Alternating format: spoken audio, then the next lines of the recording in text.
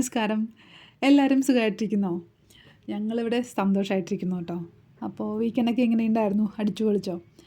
എല്ലായിടത്തും എവിടെയെങ്കിലുമൊക്കെ പോകാനൊക്കെ ഉണ്ടായിരുന്നിരിക്കും. അവിടെയൊക്കെ പോയി നല്ല ഹാപ്പി ആയിട്ടൊക്കെ ഇരിക്കുന്നുണ്ടാവുമെന്ന് വിചാരിക്കുന്നു.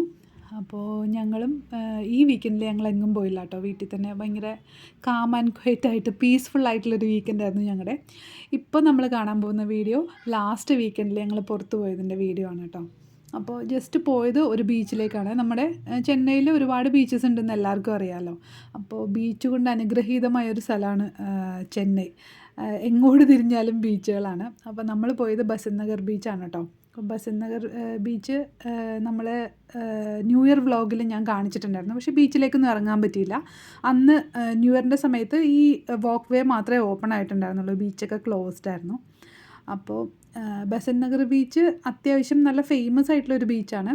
നമ്മൾ മലയാളികൾക്ക് ഇപ്പം റിലേറ്റ് ചെയ്യാൻ പറ്റുന്ന ഈ മോഹൻലാലിൻ്റെയും ശ്രീനിവാസിൻ്റെയും മൂവിയില്ലേ നാടോടിക്കാറ്റ്, അതിൽ ദാസനും വിജയനും വന്ന് ഇറങ്ങിയ ഒരു കടപ്പുറം ഉണ്ടല്ലോ, ദുബായ് കടപ്പുറം, അതാണ് ബസന്റ് നഗർ ബീച്ച്. അപ്പോൾ ഇവിടെ നിറയെ ഇങ്ങനെ കച്ചവടങ്ങളും ഒക്കെ ആയിട്ട് വളരെ ലൈവായിട്ടുള്ളൊരു ബീച്ചാണ്.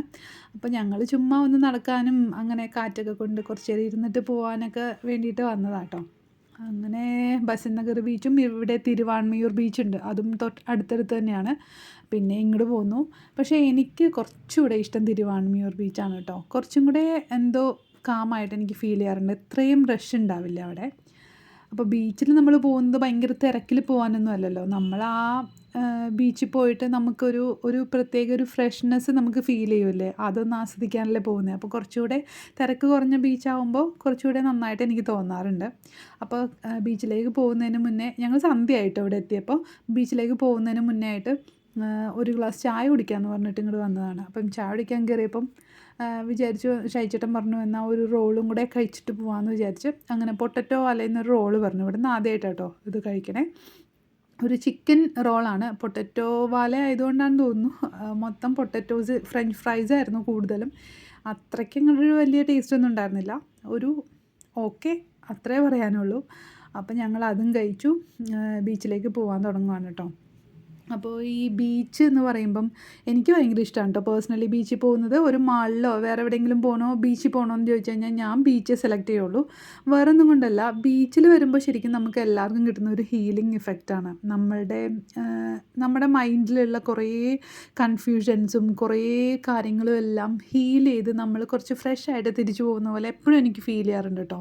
പ്രത്യേകിച്ച് ബീച്ചിൽ ഇറങ്ങി നിന്നിട്ട് ആ ചെറുതായിട്ട് തിരമാലകൾ നമ്മുടെ കാലിലേക്ക് വന്ന് തട്ടുമ്പോൾ തട്ടിയിട്ട് ഇങ്ങനെ നിന്നിട്ട് ശരിക്കും സൈലൻ്റായിട്ട് നമുക്ക് കുറേ കാര്യങ്ങൾ ഇങ്ങനെ ബീച്ചിൽ ഇപ്പം ഞാൻ പറയുന്നത്, ഞാൻ ആ ബീച്ചിലേക്ക് നോക്കി നിന്നിട്ട് ശരിക്കും കമ്മ്യൂണിക്കേറ്റ് ചെയ്യാറുണ്ട് കുറേ കാര്യങ്ങൾ. എൻ്റെ മനസ്സിലെ കുറേ കൺഫ്യൂഷൻസ് ഉണ്ടാവാം, ചിലപ്പോൾ കുറേ നമുക്ക് സന്തോഷമുള്ള കുറേ കാര്യങ്ങളുണ്ടാവാം, ചിലപ്പം നമ്മളെ മനസ്സിലെ ഭയങ്കരമായിട്ട് അലട്ടുന്ന എന്തെങ്കിലും കാര്യങ്ങളായിരിക്കാം. ഇതെല്ലാം നമുക്ക് ശരിക്കും ഒരു പേഴ്സണോട് എന്ന പോലെ നമുക്ക് കമ്മ്യൂണിക്കേറ്റ് ചെയ്യാൻ പറ്റും.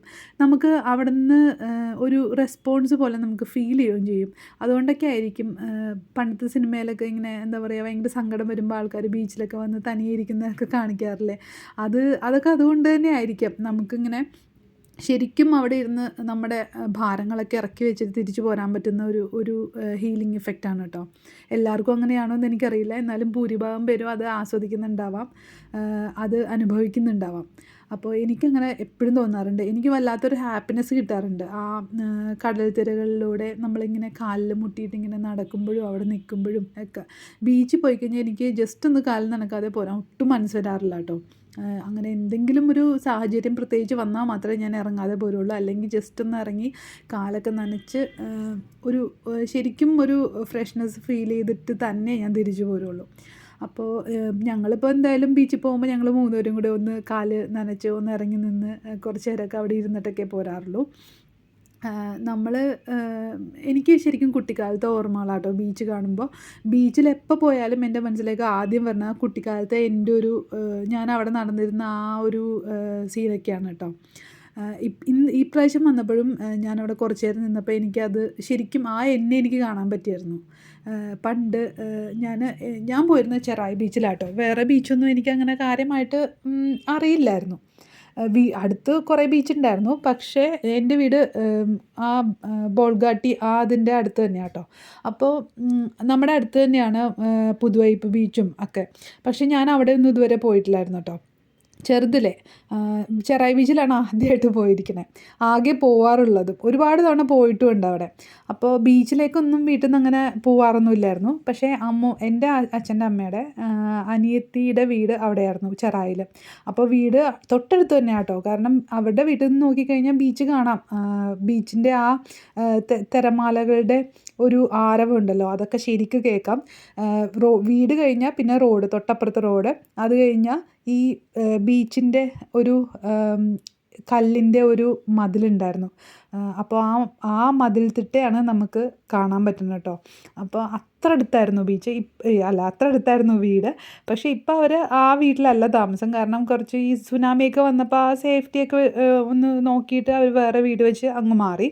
ഇപ്പം അത് എനിക്ക് തോന്നുന്നു ഇതുപോലെ അവിടെ വരുന്ന ടൂറിസ്റ്റിനൊക്കെ വേണ്ടിയിട്ട് ചെറിയൊരു കോട്ടേജ് മാതിരിയൊക്കെ ഉണ്ടാക്കിയിട്ടുണ്ടെന്ന് തോന്നുന്നു.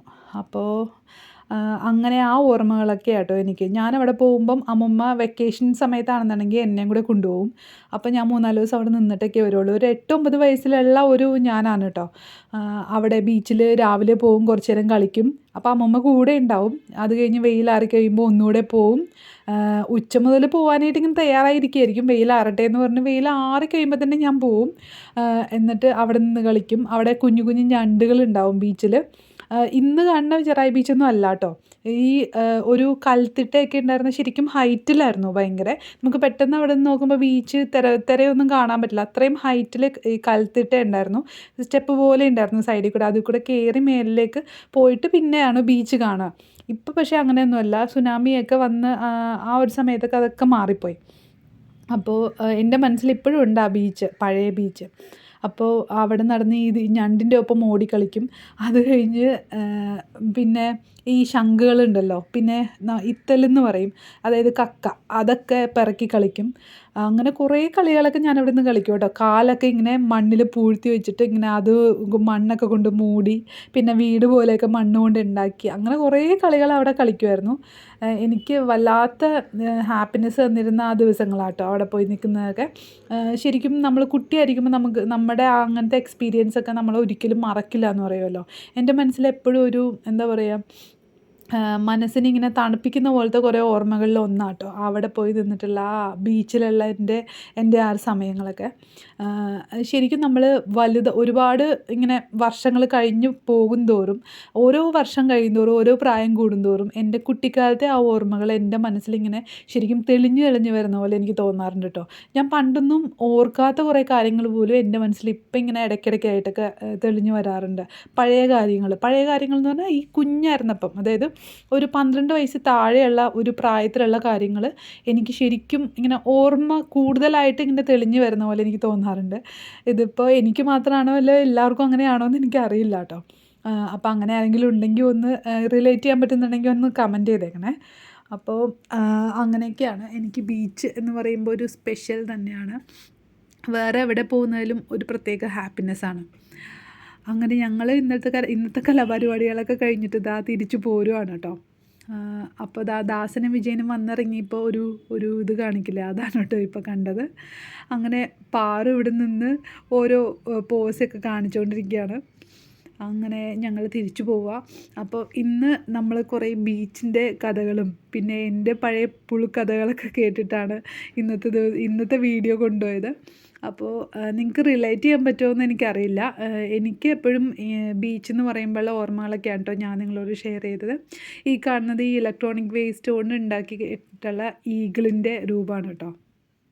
അങ്ങനെ ആ വീട്ടിലേക്ക് തിരിച്ചു പോകാനായിട്ട് ഞങ്ങൾ നടക്കുകയാണ്. അപ്പോൾ വല്ലാത്തൊരു ഹീലിങ്ങും പിന്നെ ഒരു കാം ആൻഡ് എന്താ പറയുക, ഒരു പീസ്ഫുള്ളായിട്ടുള്ള ഒരു വീക്കെൻഡായിരുന്നു ഞങ്ങളുടേത്. അപ്പോൾ എങ്ങനെയായിരുന്നു നിങ്ങൾക്കിന്ന് കമൻറ്റ് ചെയ്യണേ. ബൈ.